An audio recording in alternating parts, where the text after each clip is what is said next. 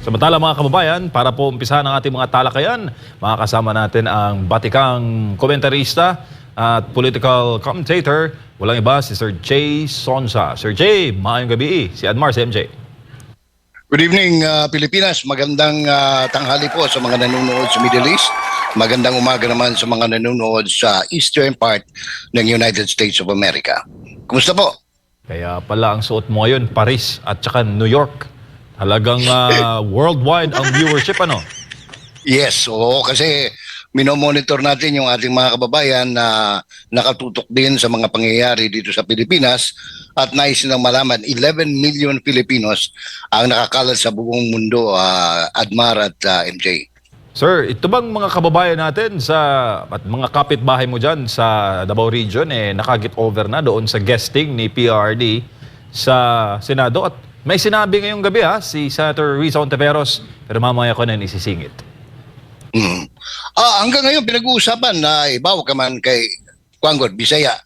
Ang ano rito, ang pinaka anong tawag nito, isang comment alingug-ngug kay ni si Risa. Sabi sir, no? At saka yung yung salamat kaayo, Mr. Chair. Tingin ng mga Alam mo, sa Tagalog panunuya yun eh. Akala na papakute siya, akala niya cute siya. Nakakata-cute yung ginagawa niya actually.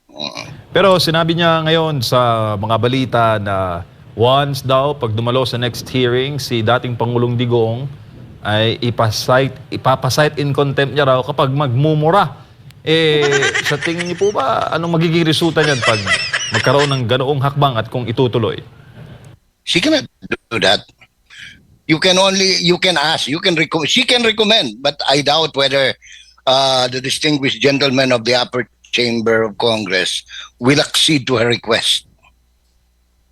Oo nga. At, kasi alam naman natin, number one, yung pagmumura, may desisyon na Supreme Court.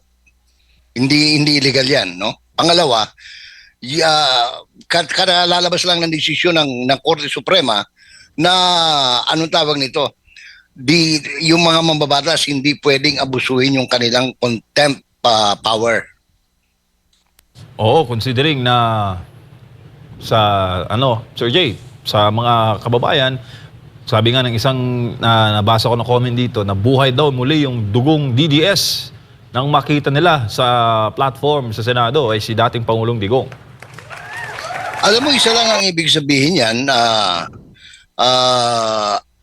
ang tao naniniwala sa katotohanan. At dahil katotohanan yung sinasabi, talagang mabubuhayan ka ng dugo because ngayon merong boses na nagsasalita para sa taong bayan and no less than the former president of the Republic of the Philippines, no? Kaya nga sa lahat ng opening statement talagang sumaludo tayo ng gusto doon sa mga binitawang salita ni Senator Robin Hood Carino Padilla, no?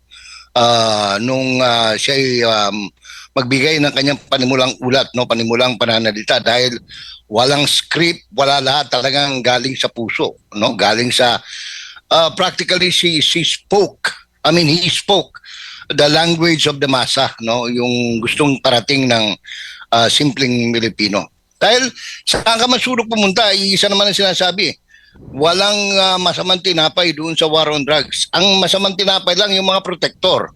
Hindi natin alam, no? Although alam ko, ninang si Senator Risa ng isang drug lord, no, sa Valenzuela, nung mahuli yung mga canister doon, no, yung Chinese, no, ninang siya sa kasal. Pero hindi natin sinasabing protector siya, no.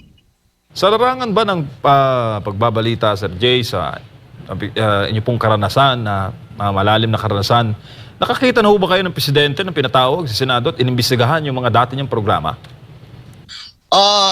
Wala, no? Actually, supposed to be, pwede namang maraming beses na tumatanggi yung halos lahat ng mga inimbita. Pero siya, wala kasi siguro siyang naisitago o tinatago, kaya ginarapat niyang magsalita. At saka ang dami na kasing pagkakataon na puro mali-mali yung mga impormasyong lumalabas. And it's about time siya na ang magsalita. At saka tama siya eh. Presidente siya noon, yung mga patakaran na ginawa niya ay at sa tingin niya ay angkop doon sa kanyang pagiging Pangulo because pagdating sa ganung bagay, walang makaka-question. Siya ang presidente noon eh. Kumbaga parang simple lang, o sa Bisaya pa, pag presidente sa mo. Pag presidente muna kayo bago nyo questionin. Kasi pag presidente ka, you have to do something. And he did it. And I'm sure 87%, if not 90% of the Filipinos, ang natuwa doon sa resulta ng kanyang ginawa. Dahil natahimik tayo eh. Na kami na lang, halimbawa sa Quezon City, dati-dati sinusundo pa namin yung mga anak namin babae paggabi dahil natatakot ka ma-rape o mga saksak, no? Pero for 6 years, talagang kahit umuwi ng madaling araw, wala kang pagkabahala, wala kang inaalala. Yun lang. Dito na lang eh. Pag uwi ko rito sa Davao, sa napakatahimik na barangay na pinanggalingan ko, pag uwi ko, bagong 2016, noong 2010, 11 yung pusher dito sa sa napakaliit na barangay. Gano'n nakalala ang droga noon eh. And ako natutuwa hanggang ngayon. Wala nang naglakas loob, no? Kasi ang tao rin namulat na eh. Oh, yun ang epekto noon. Ano man ang sabihin ng mga nasa oposisyon o yung mga kaibigan ng mga nasa sindikato ng droga, malayo sa katotohanan yun. Yung huwag na tayo magpaligoy-ligoy pa. Kwentuhan lang tayo ng tapatan, malinaw pa sa sikat ng araw. Considering na may mga bit-bit rin ng mga kandidato ang slate ni dating Pangulong Duterte, may epekto ba yon, Sir Jay, sa ratings ng mga allied candidates ng dating Pangulo? Kung paniniwalaan mong Okta research, walang epekto yan. No? Kasi nagpalabas yung Okta di ba? 66%, 67% yung presidente, yung speaker 61, si Sara Dumausdos. Ang problema lang, walang gustong maniwala doon. Ay paano maniniwala? Number one, bumitaw ang UP. Dati-dati, ang taas ng respeto natin dyan sa Okta. UP, Okta nung araw eh. Yung talagang very credible. Pero nung binili nung isang Crocs, yung Okta, nawala na siya ng nawala ng independence, nawala ng credibility. So yun ang problema nila actually. Meron pa silang isang survey group na ginagamit. Ang problema kasi kahit anong gawin mong sugar coating o bagpabalot, lalabas at lalabas yung totoo eh. So, ngayon kung naniniwala sila, kaya nga doon sa isang post ko, sinabi ko, please naman, paniwalaan nyo na sila. Kawawa naman, walang naniniwala eh. Pero, the reality is, if you are on the ground, ang laking impact nung paglabas ng dating Pangulo, bagamat alam natin, may edad na siya, nakakalimutan na niya paminsan-minsan yung totoong edad niya dahil pala biro yan eh. Kasi sabi niya, ginawa pang issue yun eh. Bakit daw 73 yung sinabi niya 79 na siya. Alam mo, yan ang sinasabi natin sa 6 years na yung media na kumover sa kanya. They have never learned to appreciate or to understand the Visayan humor and hyperbole. Diba? Kanang mga pasumbingay ba, huwag ka ng istorya, bitang butbot. Sa Bisaya pa, kanang bugal-bugal, bitang istorya. Tigyo na masabtan sa mga taga Manila o sa ubang tao. Ang makasabot na Bisaya rapod. Yan yung hindi maintindihan ni Risa Ontiveros na tinotroll lang siya ni dating Pangulong Duterte. Correct. At saka si Risa naman, kahit naintindihan yan, dahil medyo, sorry na lang I don't know kung anong IQ meron si Senator Ontiveros dahil, alam mo, pag senador ka, tapos meron kang allowance na 3 million buwan-buwan for legislative research, bubot kalahati ka na talaga pag hindi mo naintindihan yan. Diba? Kung meron kang 3 million a month for research and you still don't understand the psyche of the former president, then you are stupendously idiot. Diba? Opo, Sir Jay, magandang gabi. Dito po sa naging mga pahayag na sa Senado, needed pa ba na lumitaw siya doon sa Kamara at may tuturing mo ba na case closed na itong mga ipinupukol. Sa kanya kasi ipinupukol palagi eh. Alam mo, hindi hihinto yung mga yan kasi iba naman ang objective nila. Their objective is never for legislative purposes. Kasi tingnan mo, yung quadruple committee o kung quadcom, ang dami nang tawag dyan, may wadcom to wadcom, no? Pero ang totoo niyan, quadruple committee, 4 na committee yan, nagsama-sama.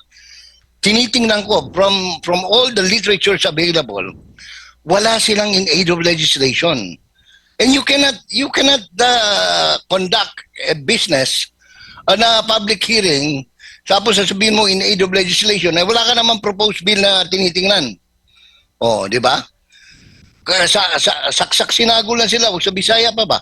At saka beside, no? Kung talagang may konting kahiyang pang natitira after all the troubles, itong skandalo na nangyari the last 2 days, no? Diyan sa mababang kapulungan. They should already disband. Kung gusto pa nilang may matira pang konting respeto ang taong bayan, no, ang Pilipino sa House of Representatives.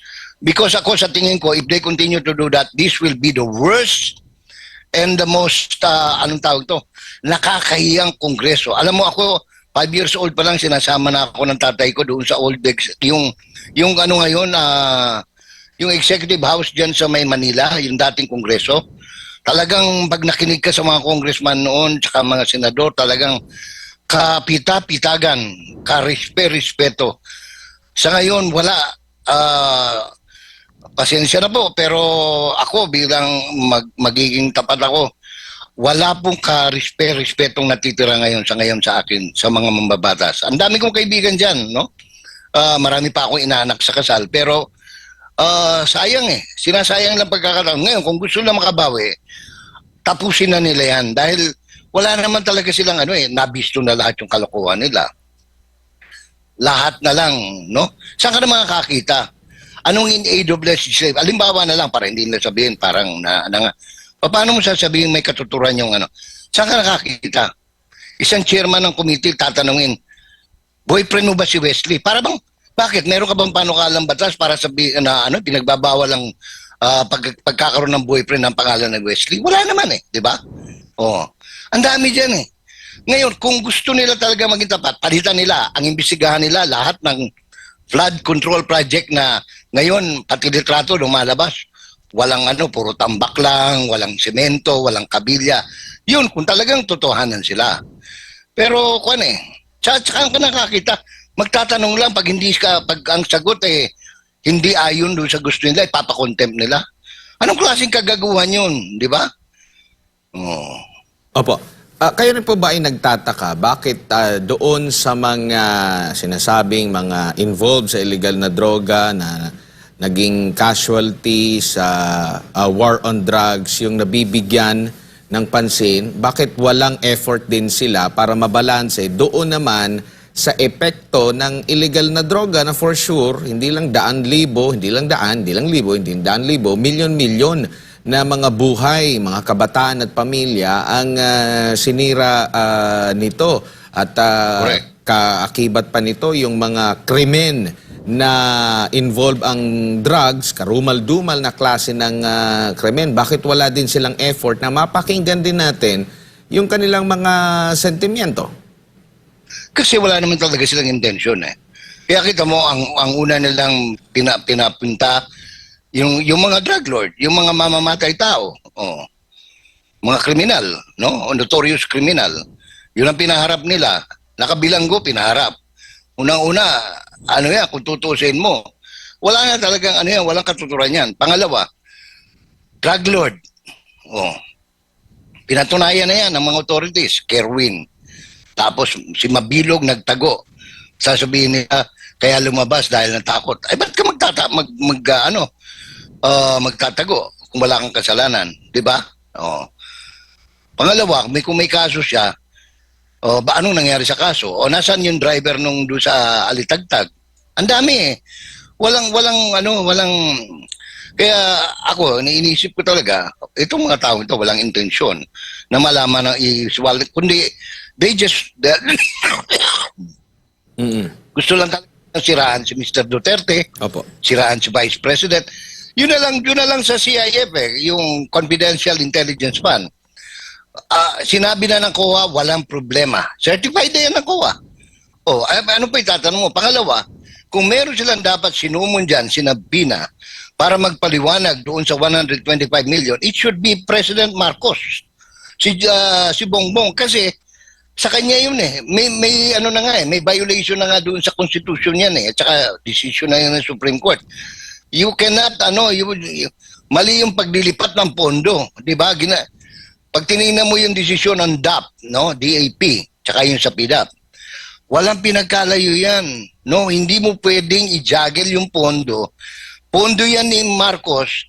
So, dapat si Marcos ang magpaliwanag dyan sa Kongreso. Bakit niya binigay yung 125? Di ba? Kasi, pinainan si Inday si Vice President Ang problema nila, yung pinainan nila, matalino di ginawa niya tanan. Sige, gusto nyo 11 days, ipapa-obligate ko yan para magamit lahat yung pondong yan. Certified lahat.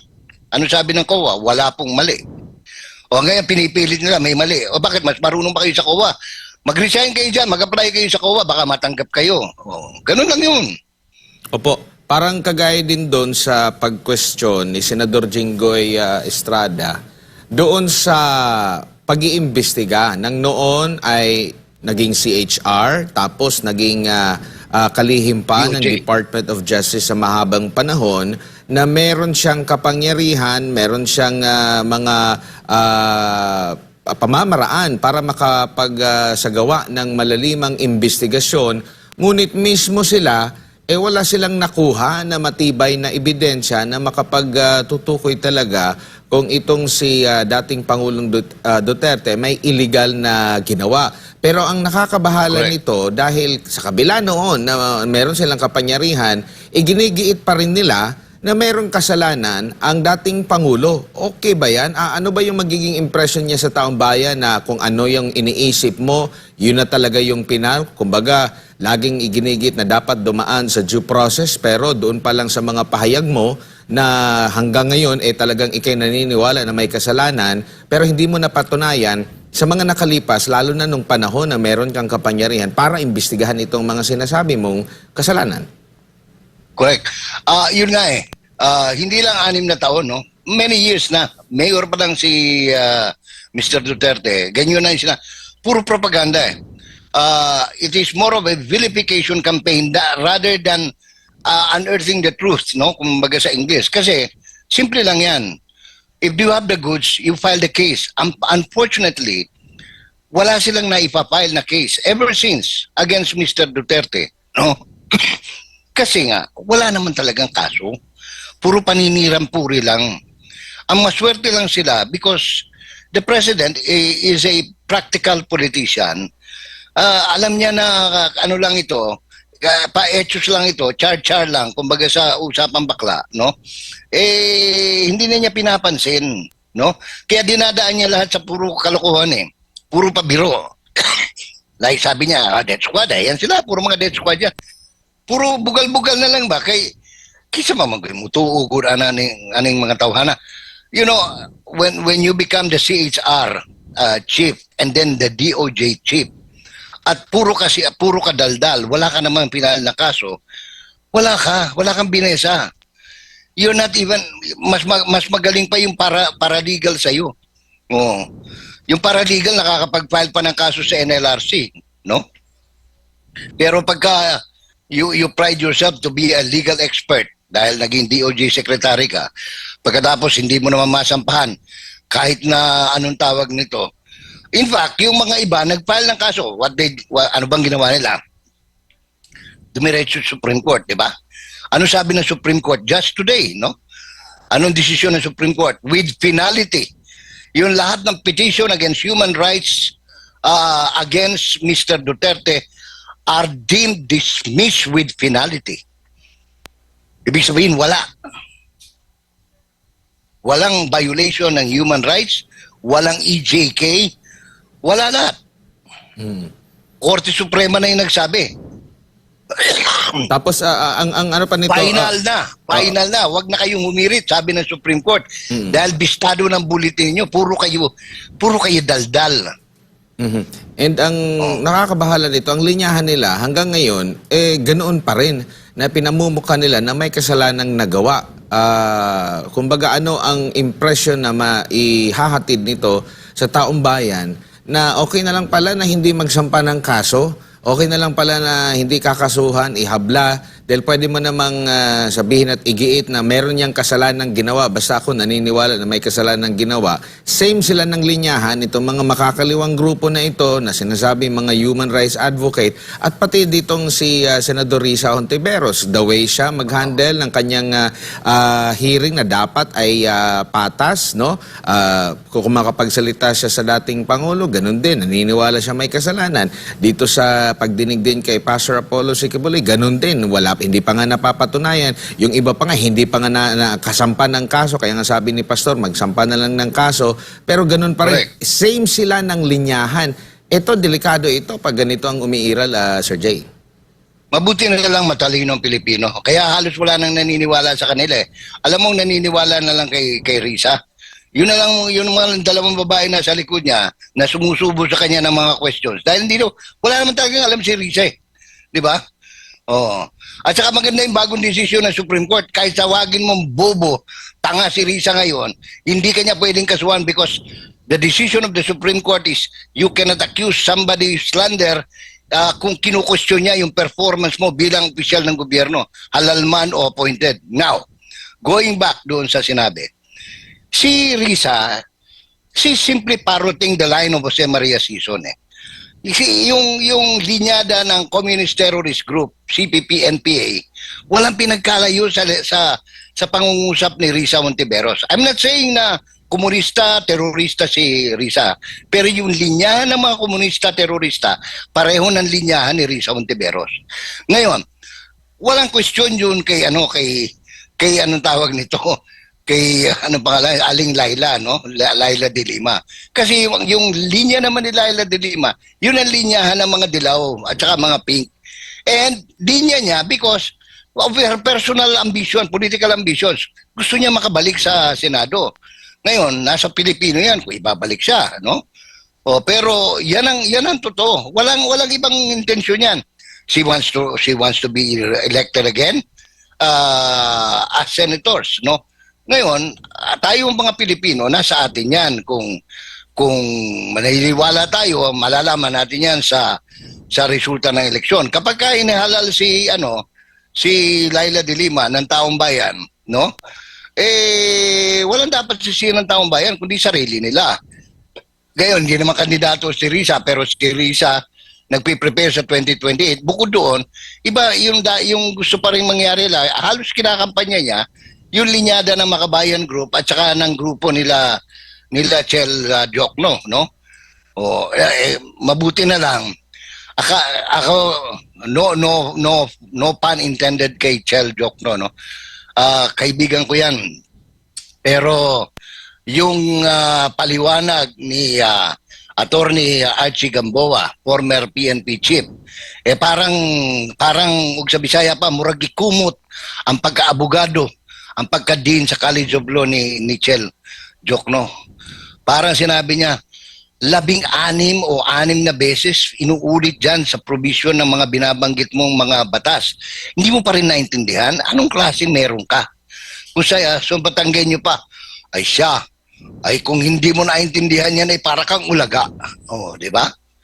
Ngayon, kaya nga ako, isa lang nung humarap si Pastor Apollo Kibuloy dyan sa Senado, dyan sa committee mismo ni Risa Hontiveros, simple lang, parang binuhusan ng tubig na may yelo, no? Para sabi niya kasi, sige, yan ang hinaharap mo, mga witness mo, no? Kasi ayaw kong mabanggit na witness kasi hindi naman talaga sila witness. Hindi mo siya pwedeng sabing resource person. Hindi mo siya pwedeng sabing accuser because they're simply witness. No, yung it wettens, no? Binabasa yung laway ni Risa Ontiveros para pagmukhain siyang magaling, no? Simple lang, anong sabi ni Pastor Kibuloy? Kung sakali po at meron kayong ebidensya at naging biktima kayo, magsampa kayo ng kaso, haharapin ko lahat yan. Bakit ilang pun taon na walang nagsasampa? No? Kasi wala eh. Anong lumalabas ngayon? Pati yung pati yung dinala nila General Torre at saka ni Colonel, anong pangalan ng Colonel na City Police Chief ng Davao City? Yung babaeng nakatakip pa yung ng itim. Kasi dapat walang ganun eh. Pag humarap ka sa public hearing, sa Senado, walang ganun. Kaya nga pinapatanggal yung iba, but not with Risa. Kasi hindi nila mailabas ng totoo. Kaya simple lang. Kaya ako, ngayon, lumalabas. Sasabihin mo, paharapin uli. Kaya nga sinabi nga ni Presidente, ni Mayor Digong, sabi niya, tapusin natin kahit magdamag. Dahil unang-una, hindi naman. Alam mo, yung isang pagkakamali ng Senado, dapat pag nag-imbita sila ng resource person, ginagastusan nila yan because they have funds, no? Kaya nga meron silang 3 million each, no? Para sa legislative research, and that's part of legislative research in aid of legislation. Kinakailangan silang gumastos ng pamasahe, hotel, pagkain, lahat, sasakyan, hotel transfer. Kaya tama si Presidente. Kaya sabihin mo, kailangan pa bang imbitahan? I don't think so. In the first place, gusto ko lang samantalahin din ang pagkakataon, no?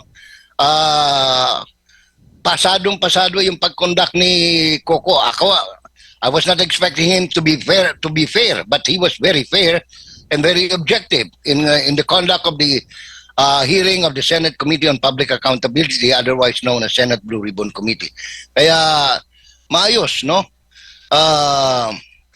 At saka kita mo nga, si Senator Jingo Estrada mismo, he did well also when he kept on asking Miss De Lima, no? Senador, si DOJ Secretary ka, wala kang na-file? Ilang pun taong ka? Alam mo, yung ganun kasimple, no? Hindi na ito panahon ng puro tayo dada, no?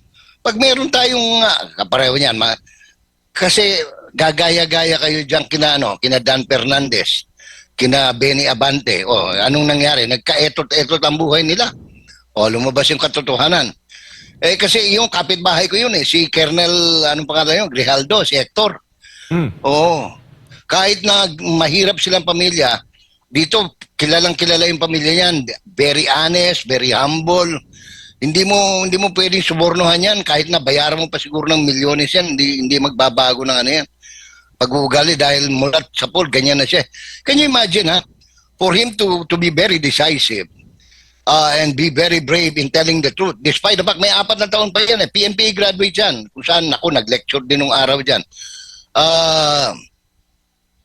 Sakripisyo, because pwede pa siya maging general Pero alam niya, the price he had to pay for telling the truth, no? Hindi niya inalintana yun. Kaya talagang saludo tayo dyan kay Mang Hector, kay Colonel Grijaldo. Sir, yes, MJ. Ano tingin po ninyo yung president na iniwan po ng paglitaw ni dating Pangulong Digong doon sa mga kasama niya dati sa pamahalaan? Bad president po ba ito? At pwede ba itong sapitin ng mga susunod na presidente ng Pilipinas na pwedeng gisahin sa Senado? In fairness naman sa mga mambabatas, pwera lang kay Risa, everybody was objective, no? Mr. Villanueva, Mr. Ejercito, Mr. Estrada, lahat naman sila, they were very decent, no?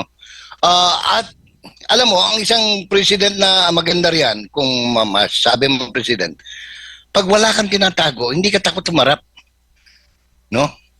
Si Ramos noon, sumalangit na ang kaluluwa, kaya takot tumarap dyan sa Senado noon dahil ang dami niya paliliwanag dun sa Expo Pilipino. Di ba? Si Gloria rin noon, medyo tagilid din dahil ang dami ring issue sa kanya noon. So, Nasa sa actually, lalo na si Pinoy, no? Kaya pag ikaw, wala kang tinatago, wala kang ginawang kabalbalan, at ang ginawa mo lang ay maglingkod sa bayan, hindi ka takot umarap dyan kahit sino pa. Ngayon, kasi matino. Ngayon, ibang usapan yung sa House of Representatives. Ako, kahit na ordinary taxpayer ako, pag sinabing imbitahin si President, ako mismo sasabihin ko, Mr. President, huwag ka pumunta riyan.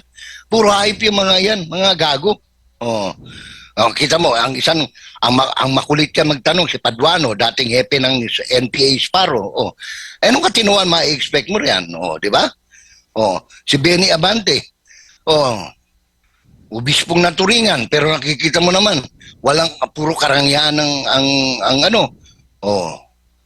May kapareho niyan. Didiktahan nilang tao para magsinungaling. Wala na, walang ano eh. They have lost any credibility, any anong tawag nito? Moral ascendancy. Wala, nawala lahat yan. Sorry ha. Maraming matitino pang congressman natitira, the likes of Marcoleta. No, pero karamihan yung mga nasa Quadcom, Fernandez, Abante, Barbers, even Acop for that matter. Wala eh. Kaya wala. Kita mo naman ano bang nangyari? Inimbestiga nila si Alice Go, asa na ngayon si Alice Go. Inimbita nila yung tungkol sa drugs, hindi nila pinapatawag yung mga ano. Isipin mo, what will you get from Kerwin Espinosa? What will you get from all those prisoners? Wala kang makukuha doon. If you want question on drugs, dapat iniimbita mo dyan, Dangerous Drugs Board, yung mga ganun, BACC, yung Violence Against Crime, sila makakapagsabi talaga anong epekto ng drugs doon sa community. Yung Citizens Crime Watch, no? Yan ang mga dapat iniimbita nila as resource person. Hindi yung mga mismong drug lord, drug trader. Oh, wala. Anong katuturan? Sabi ko nga eh, anong in aid of legislation? Tatanungin mo si Miss Ong kung totoo bang boyfriend niya si Wesley. Anak ng tinapaka ko. Pambiraan man to si Ace Barbers. Oh. Anong klaseng kawalang yan naman yun? No? Anong in aid of legislation nun? Tatanungin mo si Alice ko. Oh, buti nga walang nagtanong. Ikaw ba yung talagang nagtitiktok na sexy ka, sumayaw? Wala na eh. Walang katuturan na eh. Oh. Kaya nga sabi nga ni Vice President Inday, pinapag-swear-in nyo ako, alam nyo ba yung rules ninyo? Yung mismong rules ninyo sa House, you don't even know it. You don't swear in. Hindi mo pinapanumpa yung resource person because dapat nga binabayaran mo ng honorarium yung mga resource person dahil you call the expertise and the brilliance of your resource person. Oh, kaso, bubut kalahati rin yung si Chua. Oh, yung Joel Chua ng Manila, ang congressman. Oh. Kaya, what do you expect from those Quadcom? Tuwad, no? Huwad. Kaya ako nga, ang panawagan ko sa kanila eh, mahiya naman kayo sarili nyo, i-disband nyo na yan. Hintuan nyo na yung kabulastugan ninyo, yung kalokohan ninyo.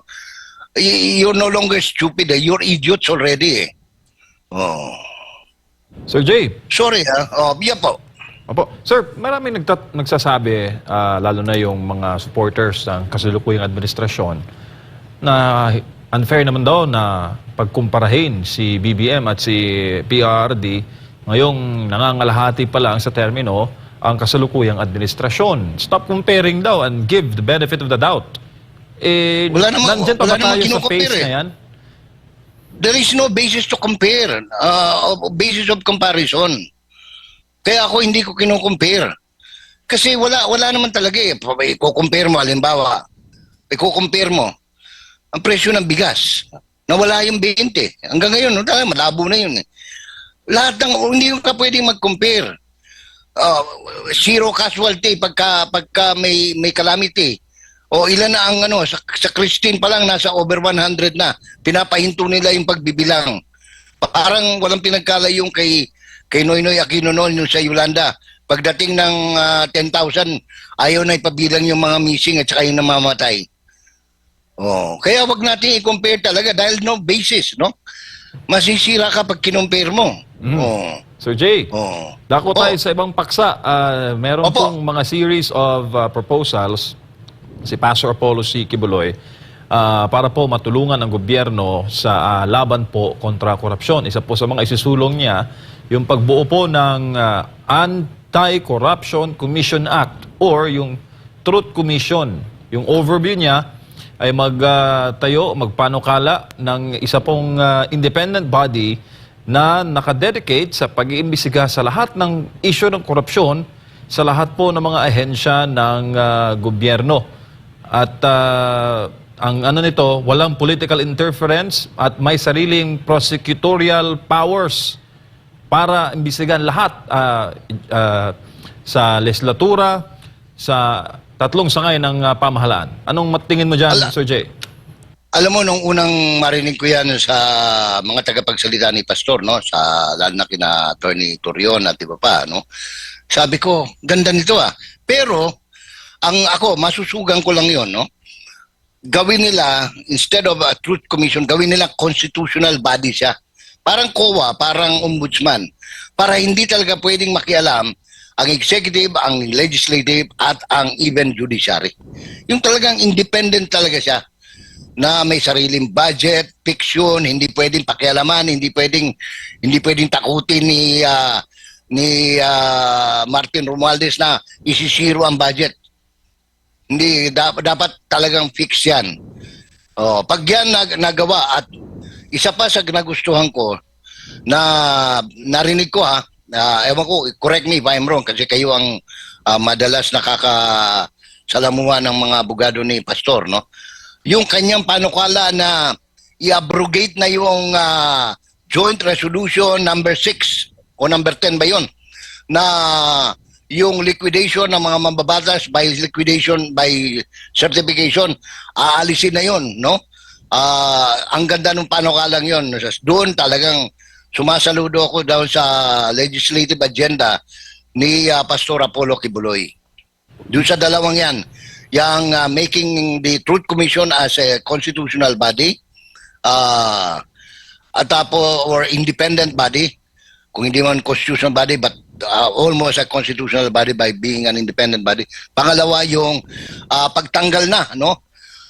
Alisin na sa mga batas internally or externally yung Joint Resolution number 10 na iniakda ni Mr. Pampilo Lacson na gusto pa yata bumalik, no? Diyan sa Senado, na alisin na yun. Talagang asama. Yan ang yung pinaka-demonic, pinaka-evil na resolution na pinasa ng Kongreso, self-serving, no? Kaya dapat siya ng unang-unang ipasa.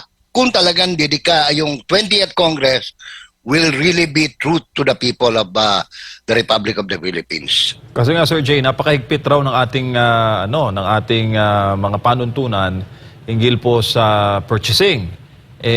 Kung kahit maliliit na bagay, mga office supplies, idadaan pa rin daw sa bidding, mahirap naman daw sundin. At meron daw yung sinasabi na 500,000 na threshold na inaalaw sa liquidation by certification.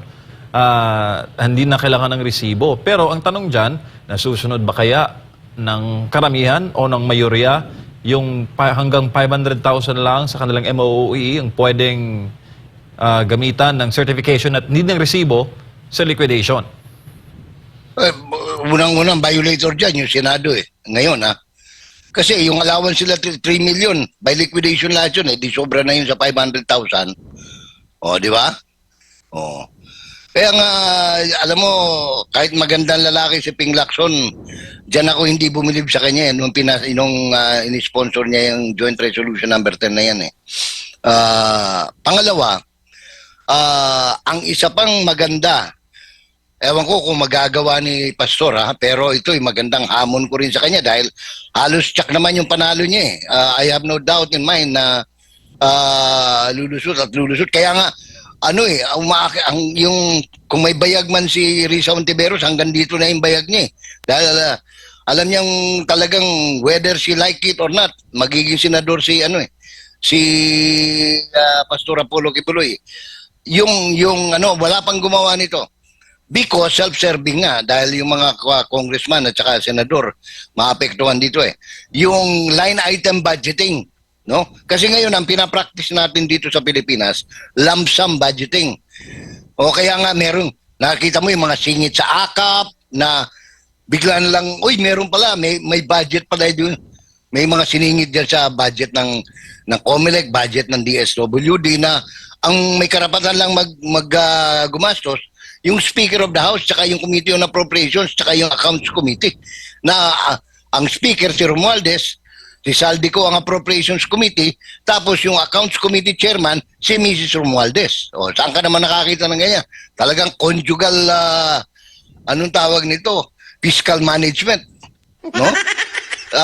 Yan, pag nag-line item budgeting, ibig sabihin, lahat ng pagkakagastusan ng Pilipinas, ayon doon, by linya. O, ito, 100,000 para sa pambili ng toilet paper. Yung ganun, talagang pagka lumampas ka doon, ops, kanyan, kaso na kagad. Yan, pag nagawa. Sa Amerika, ginagawa yan total, mahilig naman silang gumaya, kumopis sa Amerika. Ewan ko lang kung palulusutin. Pero mas maganda kasi kung meron talagang magsampa. Dahil wala pang nagsasampa ng panukalang batas talaga dyan nagawin ng line item budgeting ang Republika ng Pilipinas. Kaya ang dami nilang pagkakataon makapagnakaw. Dahil lamsam Opo.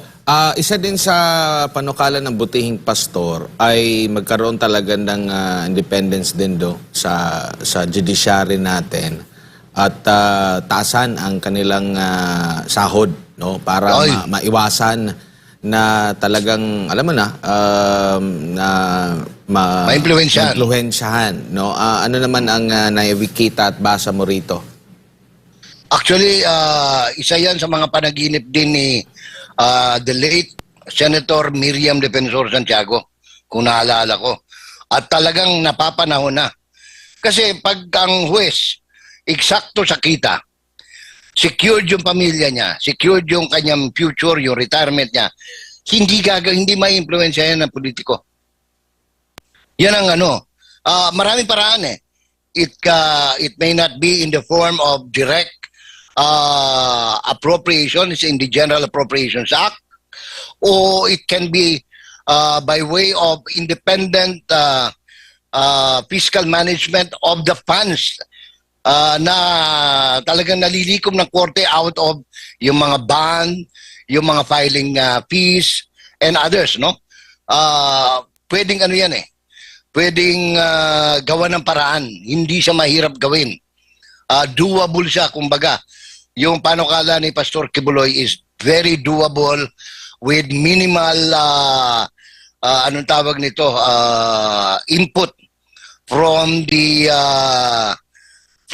budgetary allocations in any at saka dapat gawin yan progressive, parang yung ginagawa sa appropriations pertaining to internal revenue allotment, no, na para sa local government. Dito naman gagawin yan sa judiciary.